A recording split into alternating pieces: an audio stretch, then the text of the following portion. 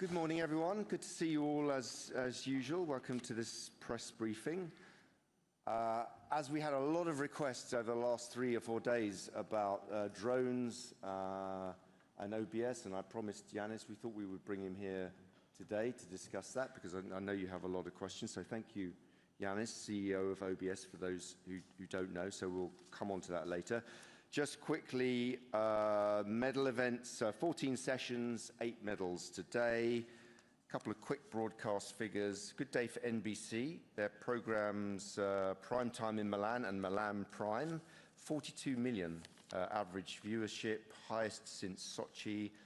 And this one I like, Globo, which is clearly not a winter sports powerhouse. 8.99 million, nearly 9 million viewers on Monday.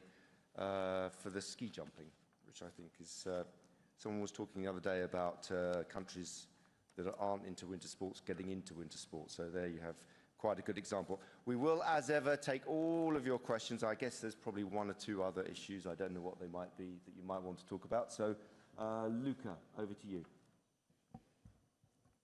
Grazie Marco, buongiorno a tutti. Vi do anch'io il mio benvenuto come al solito. Mi collego a quello che ha appena detto Mark. Anche noi effettivamente registriamo un grande entusiasmo. Ieri sono stati venduti 77.000 biglietti, quindi un dato estremamente positivo. 12 discipline in 11 venue di gara, insomma il sistema sta procedendo nel migliore dei modi. Una giornata particolare di nuovo anche ieri per la nazionale italiana, a cui permettetemi di mandare i nostri complimenti sia per la medaglia d'oro nella staffetta mista di short track che per la medaglia di bronzo nel misto doppio di curling. Chiudo solo con le informazioni di servizio. Ieri un dato estremamente positivo è giunto anche dai nostri canali social, con 28 milioni di reach totale e oltre 2 milioni e mezzo di interazioni, che per i canali del comitato organizzatore rappresentano davvero dei numeri importanti e quindi anche grande soddisfazione dal mondo del digitale. Oggi il presidente Malagò sarà insieme all'amministratore delegato Varnier sia ad Anterselva per poi raggiungere Cortina dove saranno in serata. Lascio la parola a Yannis, grazie. Thank you very much, Mark. Grazie, Luca. Buongiorno a tutti. Good morning, everyone. Thank you very much for the opportunity to discuss with you for a while a few of the innovations that we bring in the broadcast coverage of the games here in Milano-Cortina, especially the drones that understandably have drawn a lot of attention, not just from our media rights holders, but also from the audience. So let's start with that, and perhaps it would be better if we start with a very short video that shows you a little bit of the behind the scenes, how the drones operate, and a few images that we believe have made the difference in covering the sports here in Milano-Cortina. So if we could start with this video.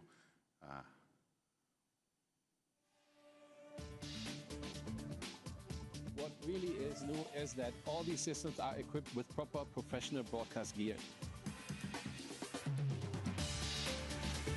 You have to control every aspect of the flight of the drone. Guys, they go up the mountain, they want to fly, they want to drop down the mountains because it's just what they love, is what they do.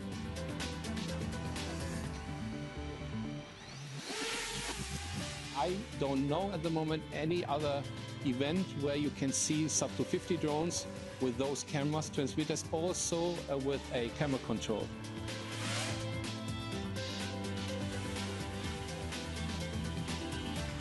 We're using this opportunity to test new technologies, and for the first impression of the director, we're good. You can expect some very nice shots.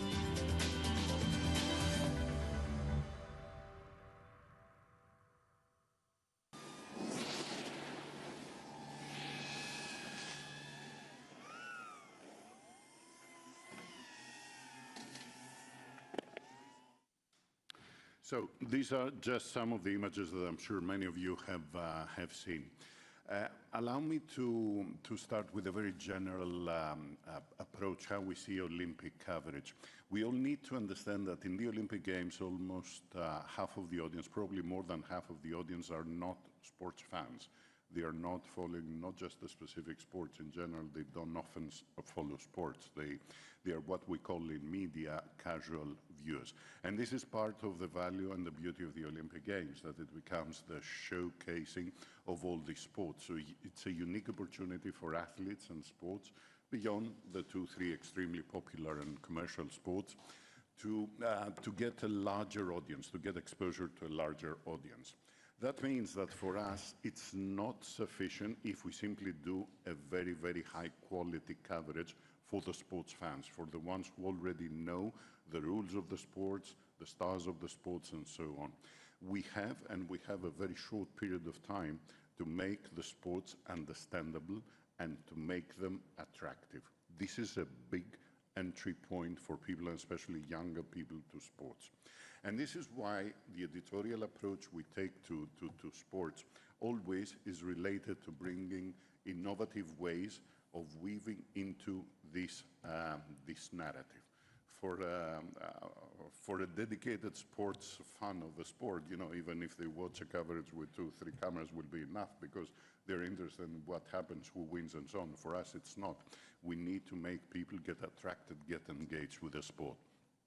Technology increasingly offers us a lot of opportunities, but as I constantly keep on reminding, first of all, myself, the team, and everyone, the Olympic Games are not about showcasing of technology.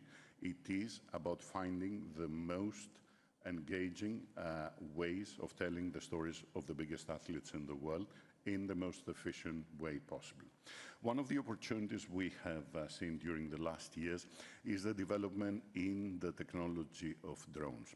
OBS has been using drones for the coverage of sports since Sochi, back in 2014. At the time, the technology was with heavier drones. We were using them carefully, always away from people, away from the field of play. But since then, the development, as you probably know, has been huge. So we saw an opportunity there to try and bring the coverage of the sports into a new dimension.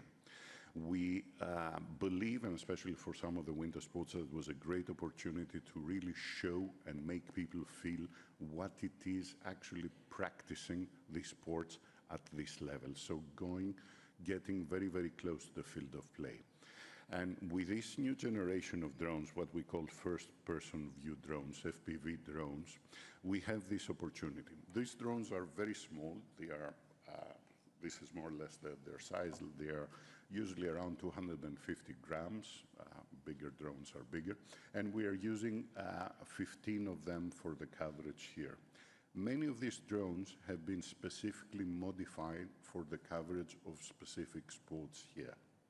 The way they are controlled by very experienced and trained pilots in the movement in the specific sport. I will speak about it later. But essentially, we use drones in 3 ways. First of all, to showcase the speed and the field of play. We use FPV drones, again, to help with the understanding of the sport in sports that rely more on judging. And we use traditional drones that fly a little bit higher to put the competition in the context on the environment. In the Olympic Games, it's not just sports that happen in vacuum, they happen at the specific place here in the incredible beauty, within the incredible beauty of northern Italy. So what we have been trying to do for actually years now is in collaboration with the international federations and the athletes to make this work. So we have started practicing, first of all, developing these drones in a way that they can be used for each specific sport. You saw before downhill. In downhill, some of the speeds are above 100 kilometers, so you really need to have very, very fast drones and very agile drones. And What we had also was that we had to overcome some innate limitations of technology. Those are small pieces of equipment, so their batteries do not last long, especially in winter conditions. You know, the batteries go out faster. So we had to organize all these elements. But the single most important thing was to ensure, obviously, safety and to ensure that athletes themselves were happy and comfortable with it.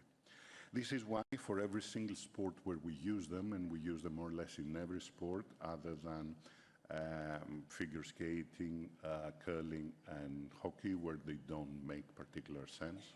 So for every single sport, in collaboration with international federations, we did a series of tests. And also we introduced them to all the athletes. For example, in sliding, all 70 of the athletes that participate in the competition have been themselves practicing with the presence of the drones. They have seen the results, they loved it, and they have actually touched the equipment and understood how it works. Now, there are, of course, a number of safety precautions that we are taking. First of all, these drones never fly on top or in front of athletes. They always follow the athletes. So if anything happens, the drone may go away, or it may go down or on the side. We have simulated situations like that with international federation in the actual venues where the games take place, and we have developed all the relevant procedures for safety. Of course, it's pointless to say that every drone here flies in collaboration with Italian civil aviation. We have been authorized for the exact paths that we use and for the processes that we use. But just to give you an idea about safety, for example, we're using for the first time drones in speed skating. They are chasing the athletes from behind. As I said before, because the drones are behind, the risk is not really with the athletes, but we wanted to make sure that there are no risks for the field of play. So in collaboration, for example, in speed skating with ISU, we have trained with their marshals that they have around the field of play and redo the field of play after each run. And they place the cones and so on. And we have a procedure in case something happens, how they remove immediately any debris from the field of play. Not that it has happened, and hopefully nothing like that will happen, but we have a series of procedures which are specific for each sport. But for us, as I said, the single most important thing was to be convinced that the athletes, the federations, but most importantly, the athletes themselves embraced the idea and felt comfortable. And this is the case. I must say that they were excited, probably more excited than us broadcasters, because for the first time, many of them could really tell, yes, now people can know what it feels to be riding a bob, or to be going with a luge, or to be going downhill. They had the same exact feeling. As I said, we did several tests before the games. We have controlled crash tests. We did all these things, and I think that we have done everything that's humanly possible to maintain safety. One important thing is the human factor. All the pilots that we use for each FPV drone, we have a pilot and we have a spotter, a person sitting next to them, who really guides them about any situations in the environment. Because the pilot itself is wearing goggles like you wear in VR, and this is the way they pilot this piece of equipment. It's not possible to pilot them if you're just looking at them. Now, the pilots themselves are not just very experienced. We train them in the specific sport for a long time. I don't dare to say that they trained as much as the athletes, but I can tell you that they have spent many, many days, and actually they have provided a lot of input about what are the best possible shots and what makes sense and what doesn't. It's interesting that some of them have this background. Jonas, who is the pilot in ski jumping, is a ski jumper himself. He's friends with all the athletes. He knows the sport inside out. He was the one actually discussing with our producers and explain them what makes sense, how it makes sense to show the jump, what is the feeling, and to replicate it. But the same goes for practically everyone involved in this operation. So it may seem like a simple flight, but there has been a lot of preparation, years I would say of preparation, a lot of technical elements. You understand that all these require connectivity, safety, power redundancy. The good thing is that we have resolved also problems of latency, so that when you cut to a drone, you do not have a delay that sometimes you have with digital equipment and RF transmitted equipment. And this is why I believe that the result is good. I know that there is a question around audio and the noise that this equipment generate, which is a reasonable question. Let's say here that part of the issue is that in the coverage that OBS does for the Olympics, there is an extremely sophisticated audio plan. We use 860 cameras to cover the games, but we use 1,800 microphones. You don't necessarily see them because we plan for years how we're going to hide them in the snow, behind things and so on, but we pick every single piece of audio. Now, for the athletes themselves, practically, this noise cannot be heard, because especially in the sports of high speed, where you mostly hear the noise, first of all, the drone is behind them, they're going towards the other direction, but also the noise that they have to deal with from the wind, from the physical condition of the wind, and the fact that they wear helmets doesn't, we haven't heard from any of them that noise is an issue. I would say that it's more for actually viewers on television. And there, as it usually happens, we have the weird phenomenon that we have a significant amount now of viewers who actually love it because they think that it brings a sense of fun and drama in the thing. Regardless, I think that through the years, this noise with technology will be reduced. I believe that also with AI, it will be at some point possible to reduce the capture of this noise from the microphones. But currently, if we did that, we would kill a lot of the other atmosphere that we capture in the venues, and we simply don't want to do that. Before taking any questions, perhaps it would be interesting if I show you one complete shot from a drone. We can run the video, which is from last night from sliding. It's one of the sports I think that have most benefited from the introduction of that. And you will see the whole process of the flight of a drone, not just what you see on the final cut. So you see the drone moving from its hut where it's based, following a dedicated path, and arriving here, which is the starting point for women's luge, was last night, takes the position. You see that it's fully humanly controlled. It's not automated, it's not controlled by GPS or anything else. So here the pilot is waiting until the athlete starts. The athlete starts. After 10, 15 meters, it's followed by the drone. And the drone will be chasing for the first 3 curves, because afterwards we will start losing connectivity.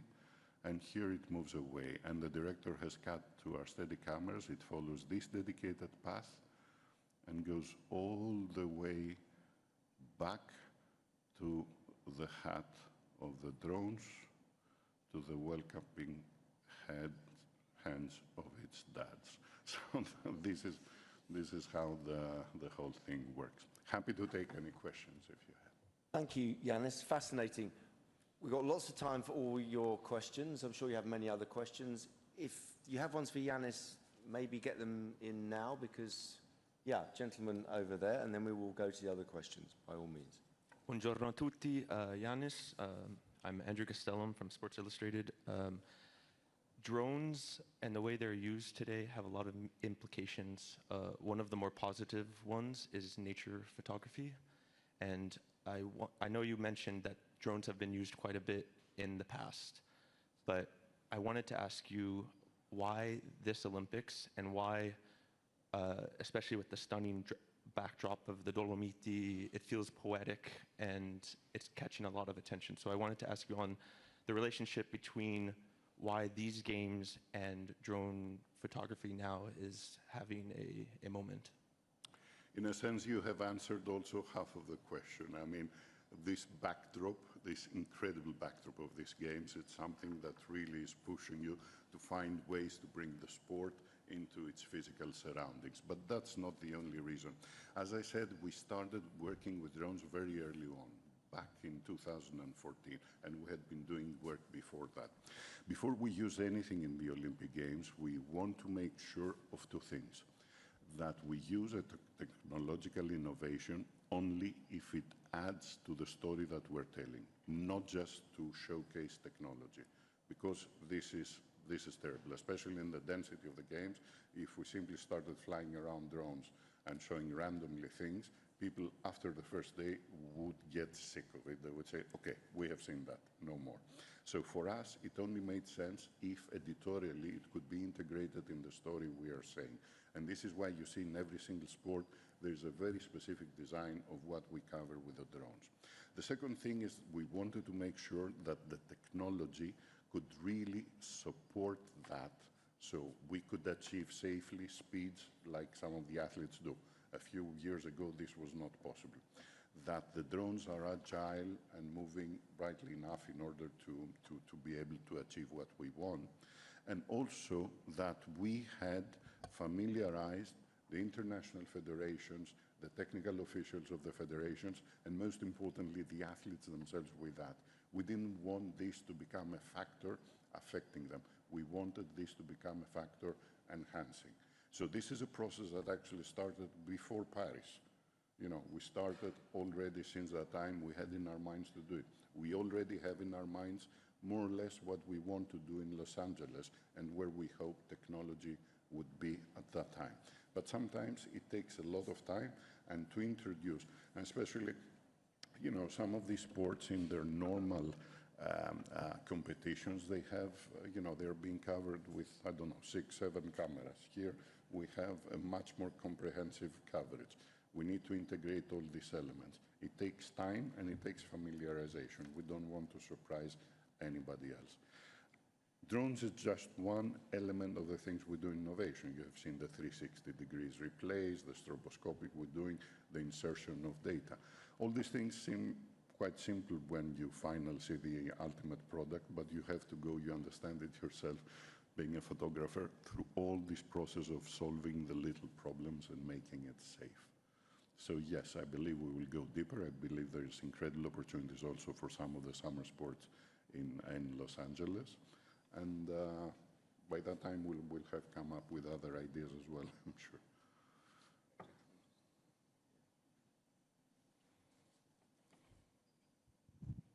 Bonjour, merci Marc. J'ai 2 questions, j'en ai une sur Alpes 2030, je poserai après peut-être. Concernant les drones, effectivement c'est très spectaculaire, il y a un vrai effet waouh, en tous les cas moi j'adore. Vous avez parlé de 15 drones, est-ce qu'il n'y va pas y avoir un problème à un moment donné pour recruter des pilotes, des talents justement pour ces drones? Merci, je pose la question après. Sur Alpes 2030. Alors, Alpes 2030, ce matin, a donné un communiqué pour... je ne sais pas si vous êtes au courant, Marc, hein? Non? On en parlera après, d'accord.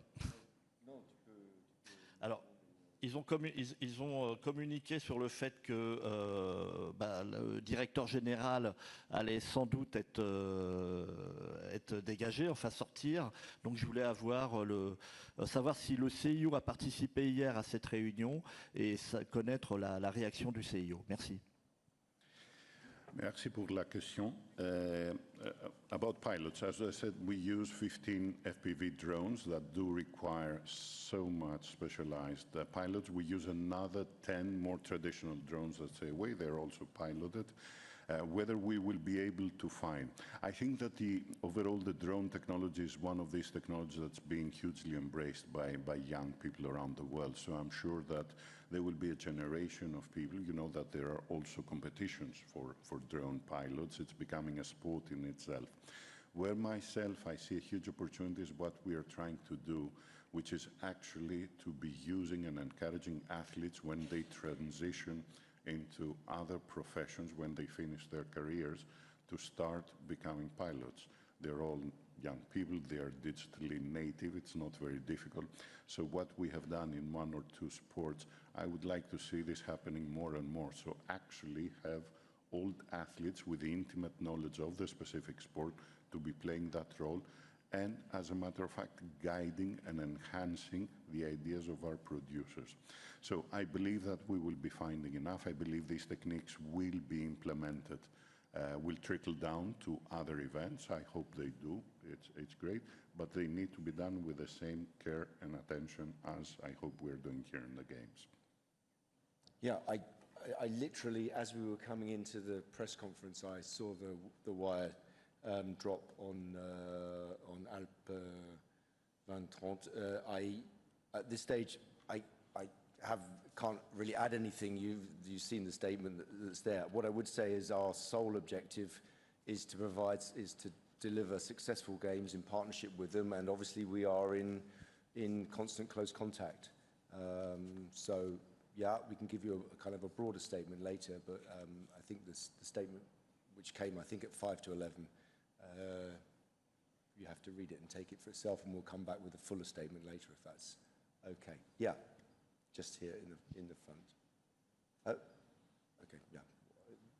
Philip Barker, just a quick question, actually response from all three of you. I've been looking at the Serie A fixtures over the next few days, and on Saturday night, in the Olympic City, we've got Internazionale against Juventus, a monumental fixture. Next week, we've got Milan against Como. What I want to know is, one, for Yannis, are you happy with that? Two, was any approach made to Serie A in the last 7 years to move their fixtures? Because I know you have World Championships, you're not allowed to have them even in the country. And if not, why not? Why have we suddenly got this situation where we've got rival events coming on when we've got the Olympics in the city? Philip, if I may, because this is basically a question for the organizing committee. First of all, I'm not happy if Real Madrid is not playing. This is the first and most important thing. Second thing, the mixture of sports and the attention and so on. You know, I feel, and that's an answer from a point of view of a media person, that increasingly mixing sports and, you know, very commercialized sports and so on in the Olympics and the personalities of these sports, and also I would say from the wider range of entertainment, is not a bad thing. We did, you know, we organized, following the success in Paris, a red carpet before the opening ceremony in La Scala, where we had not just great legends of winter sports, but together with them, you know, we had Zlatan Ibrahimovic, we had Stanley Tucci, we had Donatella Versace. It was great for the Games. I don't feel that that was a bad thing. I understand that there may be a little bit of a distraction, but we need to see sports as a wider world. I know that in the past people thought that it's this sport against that sport and that's Olympic, that's not. I don't think that in people's minds this exists. But this is just a personal opinion regarding the organization of the specific events. Probably Luca can go through. Ma sono assolutamente d'accordo con quello che ha detto Yannis. Nella fattispecie credo che l'utilizzo dello stadio San Siro per la cerimonia di apertura e poi sostanzialmente la disponibilità che di nuovo tornava nella città e quindi delle due squadre che lo stadio ospita alla domenica lo rendesse fruibile. Sono molto d'accordo sul senso di uno sport allargato, cioè l'idea di raccogliere l'entusiasmo generale che abbraccia gli sport, che siano olimpici che non. Okay, let's go to the BBC here and then FRZ down here. Yeah, and then Makaka. Thank you. Emma Smith, BBC Sports. Obviously, there was a lot of discussion yesterday about the Ukrainian skeleton slider who's been banned by the IOC from using his helmet that he describes as a helmet of remembrance. He's then yesterday evening said that he intends to use it anyway in practice and potentially in competition. Does the IOC have any further comment to make, and is he at risk of disqualification because of his stance? Well, I gave a long explanation yesterday, so I won't re-go over that. But what I will say is that we will contact the athlete today, and we will reiterate the many, many opportunities that he has to express his grief. As we discussed before, he can do so on social media and press conferences in the mixed zone. So we will try to talk to him about that and try to convince him. We want him to compete. We really, really want him to have his moment. That's very, very important. We want all athletes to have their moment, and that's the point. We want all athletes to have a fair and level playing field. And, you know, those athlete guidelines, I have actually a copy here somewhere that I was going to wave at you, but it's online. They were agreed by 4,500 athletes and the input of many, many, many of our athletes' commissions. This is what the athletes want. They want that specific moment on the field of play to be free from any distraction. He can, and we would encourage him to express his grief. We feel his grief. We expressly want him to do that. But, you know, in the end, let me be clear, it's not the message, it's the place that counts. And that for us, and not actually us, we are in this, in a sense, in a back seat. It's the message of the athletes that the athletes have reiterated to us time and time again. There are 130 conflicts going on in the world. We cannot have 130 different conflicts featured, however terrible they are. We cannot have them featured during the field of play, during the actual competition. So we would beg him, we want you to compete. Yeah, FAZ. Thanks, Mark. Christoph Becker, Frankfurter Allgemeine Zeitung. Following up on that and following up on the explanation you gave yesterday and my question from yesterday, which referred back to the Beijing Games and German weightlifter Matthias Steiner. Last night, there was a very moving moment with Maxim Naumov, the American skater who tragically lost his parents in the Potomac air collision last year. He presented a photo of his deceased parents.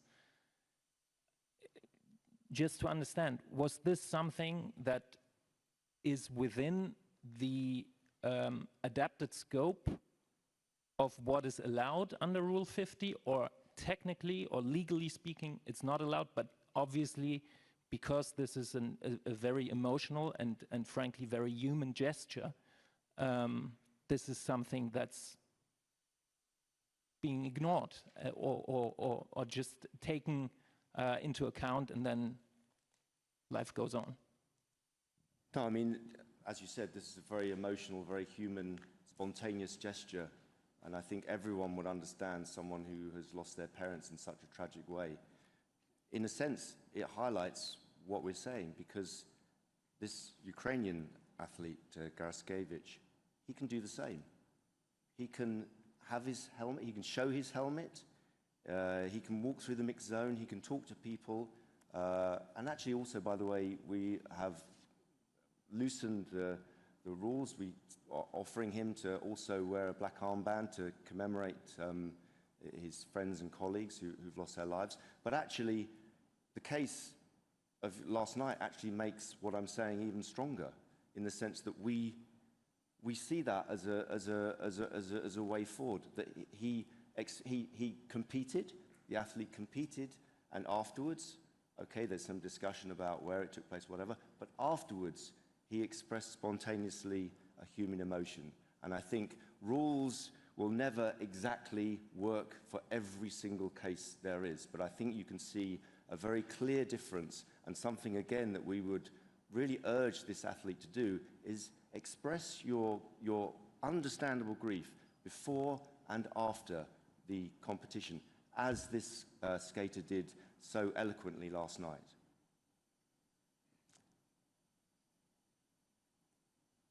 Okay, yeah, take Graham first, and then we'll go back to the BBC.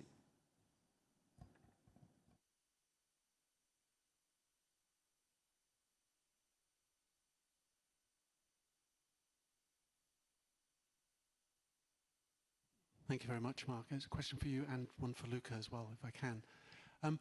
On the Ukrainian issue, when the IOC, when the rules say if you don't comply with the rules, you can't compete in the event, that's like the ultimate leverage, but it's not clear that it seems it could be that the athlete is quite immune to that leverage and he's determined to go through with this and create a sort of standoff. Where can you take the situation? What more can you do? How can you escalate the situation beyond that? What options do you have, maybe with his team or elsewhere? And a question for Luca on mascots. They seem to be hugely popular. All the stores seem to have sold out of them. Is there more inventory coming in? Because we're used to the most popular items maybe being sold out by middle of week 2, early in week 1. They're either very popular or there's not enough of them. Are there more coming in? Thank you.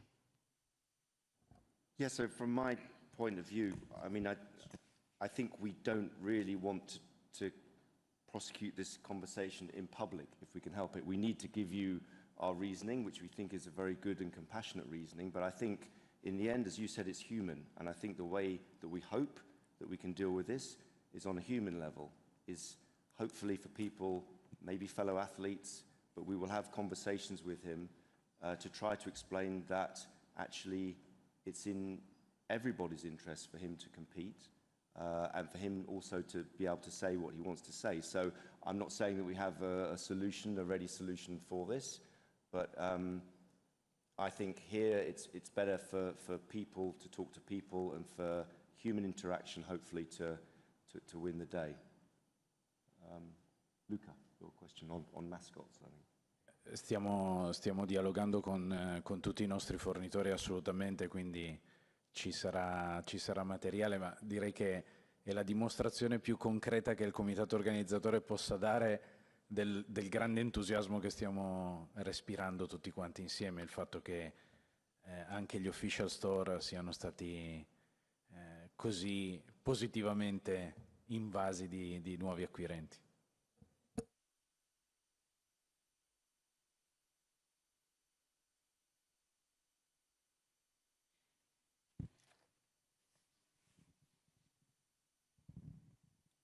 Hi, Emma Smith, BBC Sport again.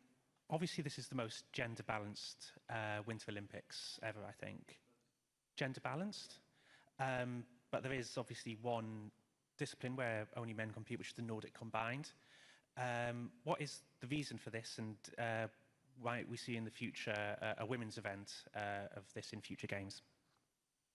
Yeah, I don't think you were here, but our sports director dealt with that, and we can give you a much, much longer explanation than I can. As you say, we are at 47%, so to all intents and purposes, these are gender-balanced games, but we will continue to work on it to get it to the absolute gender balance.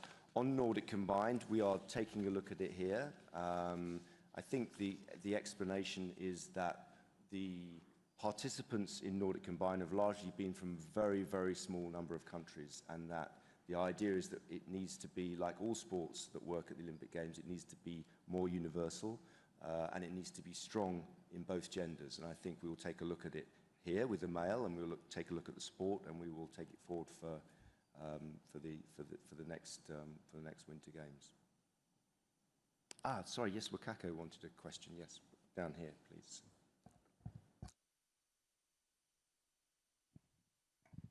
Thank you. Wakako Yuki from your museum. One question each to Yanis and Mark. Yanis, thank you for today and yesterday. It was fascinating. And you just hinted about the future games, Los Angeles as well. The summer games different from winter, obviously. Winter is more speedy, in my view. Perhaps there's a lot of things that the spectators can't see. Summer, what are the things that you are trying to enhance the drone capability and give the audience the real attraction or capture the moment? And I will curiosity, in the future, do you expect drone to, for instance, follow the archery, the speed of the archery shoot, or in underwater even? Thank you. Mark, for follow-up of the Ukraine issue, yesterday we had talked to athlete in figure skating, Ukrainian, and he had sympathized, and he said he didn't understand what are the threshold for the judgment of the IOC. What is the threshold? Why it was? Because again, the athlete understood it was extension of commemoration.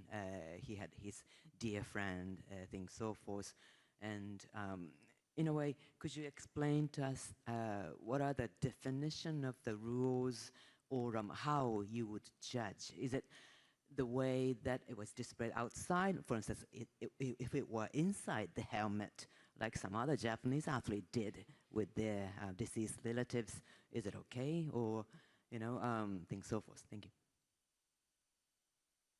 Yuki-san, thank you very much.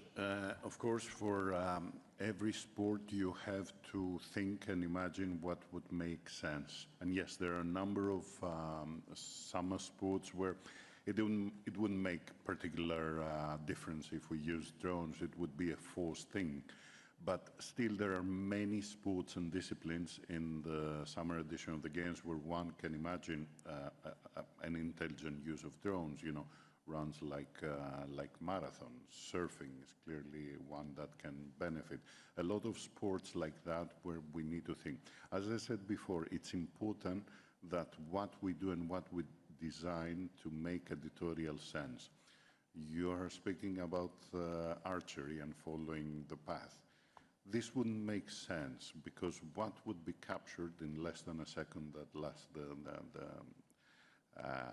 this flight, the human eye does not have the capacity to be following in continuity that. It would be 25 images that only if you slowed them down, not went as fast as that, would make sense. And this is why it's one of the sports that started benefiting a lot when we started using extreme slow motion, where people started realizing for the first time that the flight of the arrow is not straight, nor is the arrow constantly straight. It's constantly pulsating and moving. Now, and this is related to editorial decisions, and sometimes it makes sense in sport, rather than follow the speed, to actually slow down the time or freeze the time as we do with 360-degree replay, where you actually freeze a moment and you try to show better what's going on at this specific moment, or with the stroboscopic that we're using. So one needs to use whatever techniques are appropriate. It's not about the technique, it's about the storytelling. But for sure, also in the summer sports, there are opportunities for drones. Thanks, Wakako, for your question. Actually, I said I had it. I did manage to dig out the guidelines on athlete expression, which sounds very kind of bureaucratic, but this is the document that was agreed by the 4,500 athletes' input, with the athlete commission's input from around the world, from federations, NOCs, and so on. And they're quite clear, but we also, as with all rules, as I was saying earlier on, as with all rules, no one's quite sure. What I would say is, for us, and for the athletes more importantly, the field of play is sacrosanct. These people have dedicated their whole life to getting to where they've got to, and they want to have a moment to perform.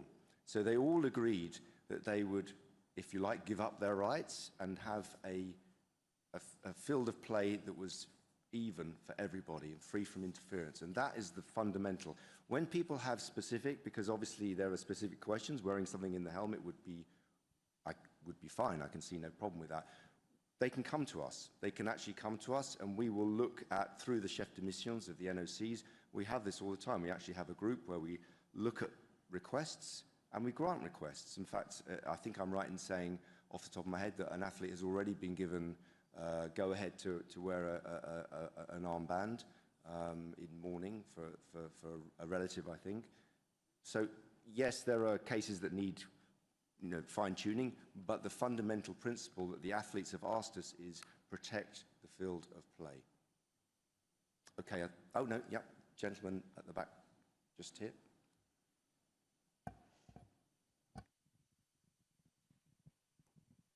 Ian Axon from Reuters. Not to labour the point, Mark, on the Ukrainian, but what would happen if he insisted on wearing the helmet? Are you disqualified pre-event? Are you physically sort of prevented from doing it, or are you disqualified after? do you know what, going back to what I said earlier on, I don't think it's helpful in this situation to look at hypotheticals, particularly since we're actually trying to get to a place where we can get him to take part. We really want him to compete, if that message hasn't come across already. We really want that to happen. So I don't think it's helpful to speculate about if he did this, what would we do? But obviously there are rules and regulations, and without belaboring the point, there are rules and regulations that the athletes themselves want us to enforce, and they will ultimately be enforced. Yeah, it was a yes. Would that be, is that an IOC matter or a federation matter? In the end, it would be an IOC matter. Yeah. Sorry, lady right at the back there. Yeah.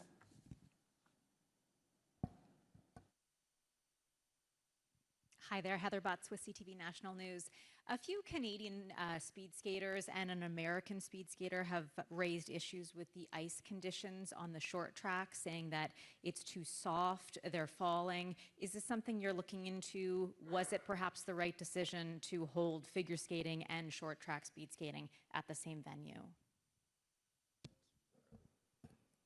Sì, siamo a conoscenza di, peraltro, poche issue di questo tipo. Quello che io le posso garantire, ma lo potete vedere direttamente anche voi andando nelle venue competitive, che l'Ice Master misura la temperatura del ghiaccio e verifica la condizione del ghiaccio costantemente durante tutto il periodo di gara, per cui riceviamo onestamente complimenti per la qualità dei campi di gara. Grazie.